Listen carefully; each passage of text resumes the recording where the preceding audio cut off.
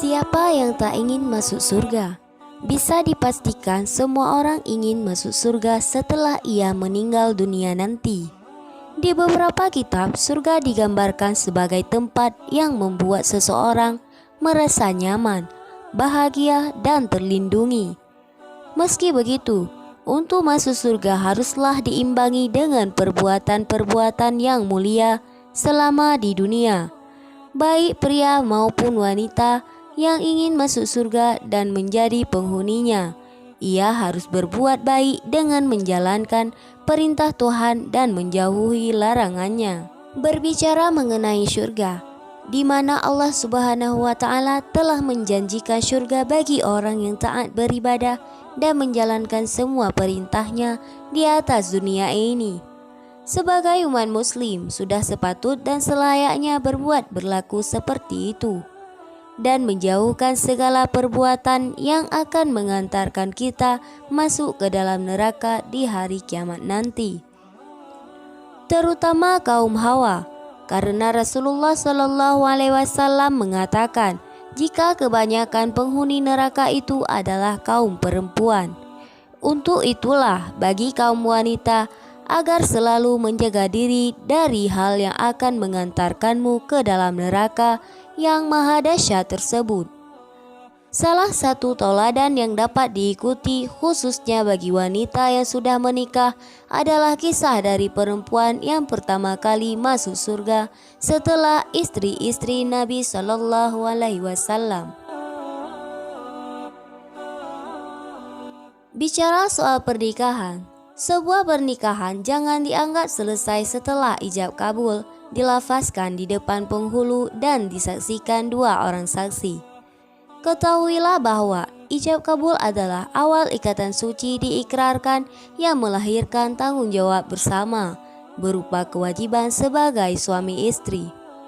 Istri yang soleha ialah mengikuti perkataan suami, karena suami merupakan imam dan pemimpin bagi wanita yang telah menikah.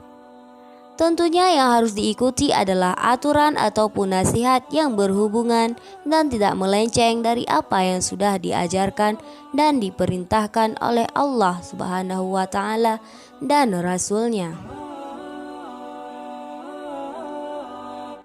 Pada kisah Sayyidah Fatimah Az-Zahra yang merupakan putri kesayangan Rasulullah Shallallahu Alaihi Wasallam, walaupun putri seorang Rasul, Fatimah tidaklah manja.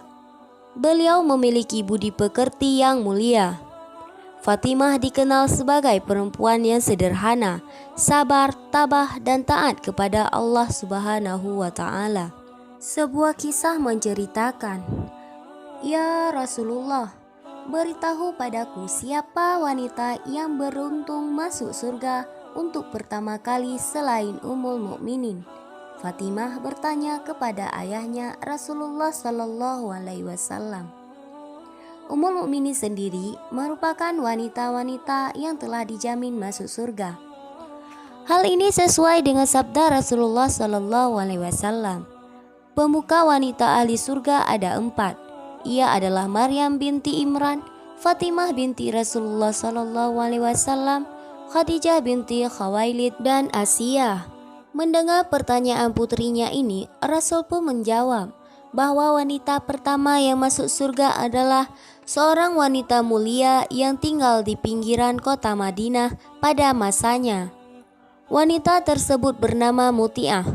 Kepada Fatimah, Rasulullah mengatakan, "Wahai Fatimah, jika engkau ingin mengetahui wanita pertama yang masuk surga selain Ummul Mukminin, ia adalah Ummu Muti'ah." Fatimah penasaran karena ia tak mengenal sosok Muti'ah. Rasa penasaran ini juga muncul karena ia menyadari bahwa ternyata bukan dirinya yang masuk surga untuk pertama kalinya. Padahal selama ini ia telah menjalankan ibadahnya dengan baik, patuh pada suaminya Ali bin Abi Thalib. Dan ia juga merupakan putri dari Rasulullah Muhammad Sallallahu Alaihi Wasallam.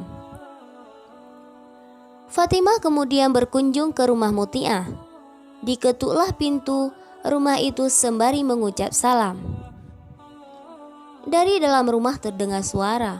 Siapakah yang ada di luar tersebut? Aku Fatimah, putri Rasulullah, jawab Fatimah. Mendengar jawaban Fatimah, Muti'ah lantas membukakan pintu.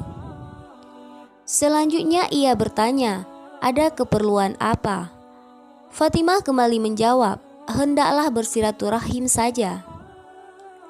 Dari dalam rumah Muti'ah kembali bertanya, kamu datang seorang diri atau bersama dengan orang lain?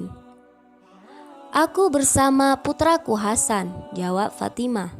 Mengetahui Fatimah bersama Hasan, Muti'ah lantas mengatakan, maaf, aku tidak bisa membukakan pintu untukmu. Aku belum minta izin pada suamiku akan kedatangan tamu laki-laki di rumahku. Sebaiknya kamu pulang dan kembali esok hari. Aku akan meminta izin kau bersama Hasan saat datang kemari. Mendengar pernyataan Muti'ah, Fatimah pun berkata dengan sabar, tapi Hasan adalah anakku. Ia juga masih kecil. Walau anak-anak, Hasan tetaplah lelaki. Kembalilah esok hari saat aku sudah meminta izin dari suamiku untuknya, ungkap Muti'ah.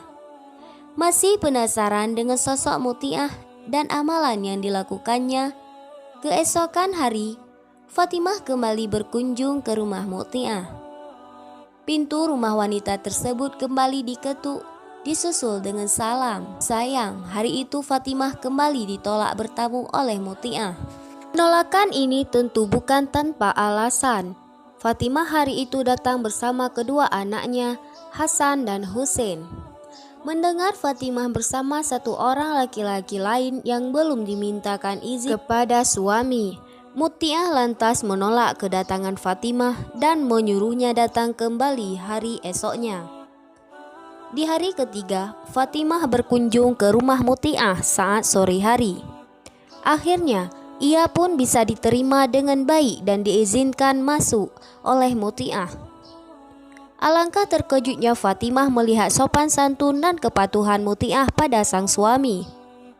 Saat itu, Muti'ah juga sedang mengenakan pakaian terbaiknya dengan aroma tubuh yang wangi. Wanita tersebut mengatakan ia akan menyambut kedatangan suami yang sebentar lagi akan pulang dari kerja. Rumahnya yang sederhana juga terlihat sangat bersih dan nyaman. Kekaguman Fatimah tidak berakhir sampai di situ saja. Putri Rasulullah ini juga terkagum di hari keempat saat ia kembali berkunjung ke rumah Muti'ah saat suaminya sudah pulang dari kerja. Muti'ah begitu peduli pada suaminya. Ia telah menyiapkan air mandi untuk sang suami, pakaian ganti, dan makanan yang ia masak. Saat sang suami telah sampai di rumah, Muti'ah menemaninya pergi ke kamar mandi dan membantu sang suami membersihkan tubuhnya. Selesai mandi, Muti'ah menemani suaminya makan.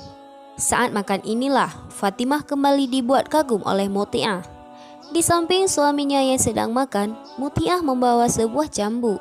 Ia lantas mengatakan pada suaminya untuk memakai cambuk tersebut untuk memukul tubuhnya jika saja masakan yang ia buat tidak disukai oleh suaminya.